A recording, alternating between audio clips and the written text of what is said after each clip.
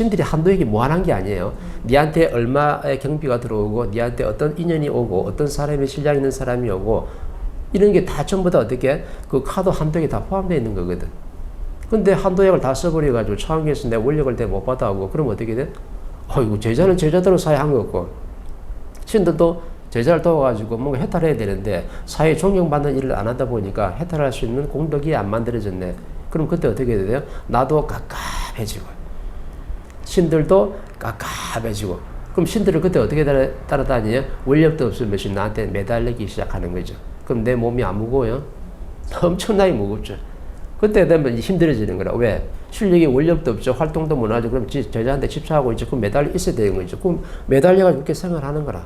그럼 나도 힘들고 신들도 같이 힘들고 이렇게 되는 거거든. 그래서 모든 제자들이 그 약도의 힘을 기본적으로 다 받아오게 돼 있는데 이 약도의 힘을 내가 정확하게 내가 바르게 쓰려고 그러면 뭐가 갖추고 있으냐면 법의 질량을 내가 가지고 있어가지고 내 스스로가 법을 장착한 법신이 돼가지고 모든 사람들 어떻게 처방을 할 수 있어야지만이 이 사람이 그 법을 듣고 내 영혼의 질량이 좋아져서 인생을 바르게 살아간다 그러면 내가 분명히 사회에 존경받는 일을 한 거죠.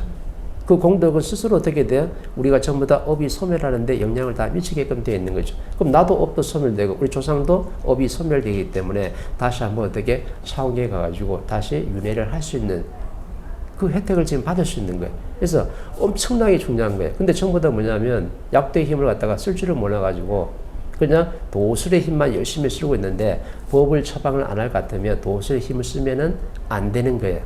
그럼 나도 어려지고 신들도 같이 어려지는 거라. 그래서 나한테 지금 왜 즐거운 마음이 일어나느냐? 내가 뭔가 사회에 지금 존경받는 일을 지금 하고 이제 출발하고 있는 거거든. 그럼 기분이 좋은 거예요. 내가 어떤 사람이 왔는데 내가 이 사람을 갖다가 좀 도와주고 있어요.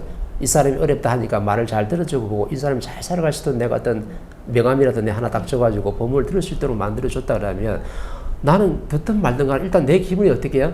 내가 할 일을 정확하게 하기 때문에 엄청나게 기분 좋아. 그럼 나도 기분 좋고 누가 제일 기분 좋은 거예요? 우리 조상 서인들이 지금 기분이 좋은 거예요. 왜? 제자가 사회 활동을 지금 제대로 하고 있다. 법을 지금 전달하고 있지 않느냐. 그럼 법이 나가면요. 술은 어떻게 했냐면 그냥 따라가게 돼 있어요. 제자가 법신이거든. 왜? 법을 장착했기 때문에. 그럼 법이 나가면요. 처방이 정확하게 법 처방을 한 거라. 그러면은 오신 분이 내가 어렵다 하니까 잘 들어보고 이 좋은 강의 있으니까 듣다 보면요. 듣다 보면 좋아집니다. 이렇게 되는 거예요. 그럼 지금 내 직장에 후배가 있잖아요. 후배가 있는데 원인 모를 병이라. 원인 모를 병은 한 10병인 경우가 엄청나게 많거든. 근데 병원을 쓰는 치료가 안 돼요. 그 분명히 이 집안에 뭔가 지금 공부를 시키려고 하는 거거든. 그러면 그 후배분도 뭐 있냐면 전부 다 약도가 있는 제자이기 때문에 약도가 있는 제자들은요, 어릴 때부터 그 공부를 시켜요.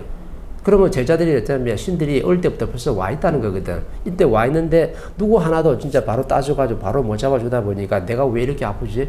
난 왜 이렇게 아프면서 공부하지? 내가 근무하는 환경에는 왜 아픈 사람만 내가 맞아야지? 왜?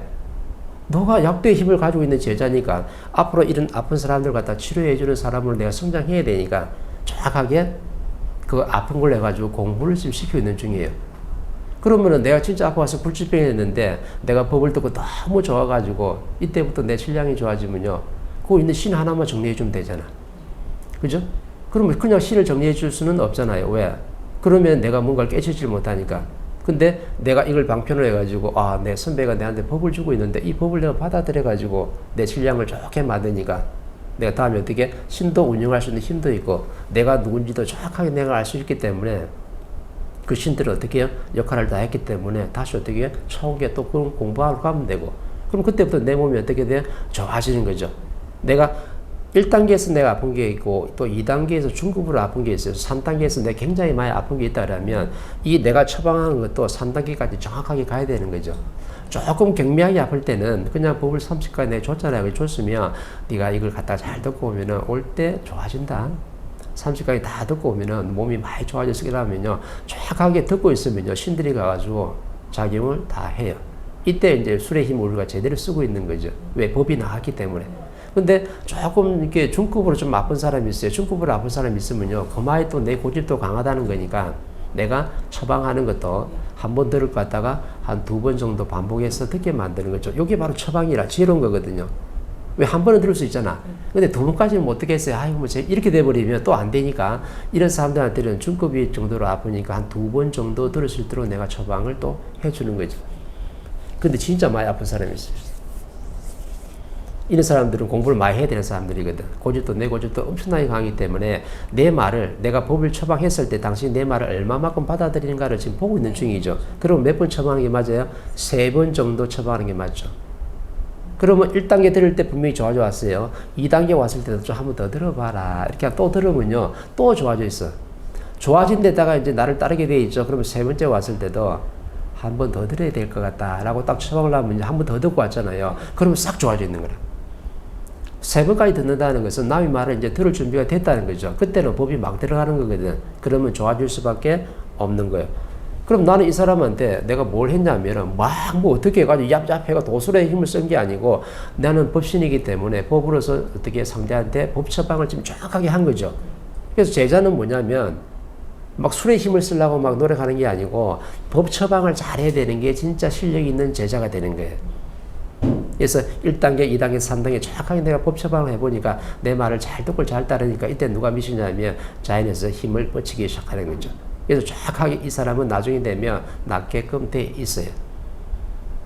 근데 내가 임시 방편으로 내가 어느 정도 치료를 해줬지만은 30% 치료를 해줬지만 나머지는 지금 남아있으니까 나머지는요 내가 법을 계속 공부하고 있으면 내가 다시 재발을 하느냐? 절대 재발을 안 해요. 왜? 법은 뿌리 근본이기 때문에 저 사람의 영혼의 근본을 갖다가 치료할 수 있는 힘이 있는 거거든. 그렇게 처방하면 어떻게 될까요? 모든 사람이 다 좋아지죠.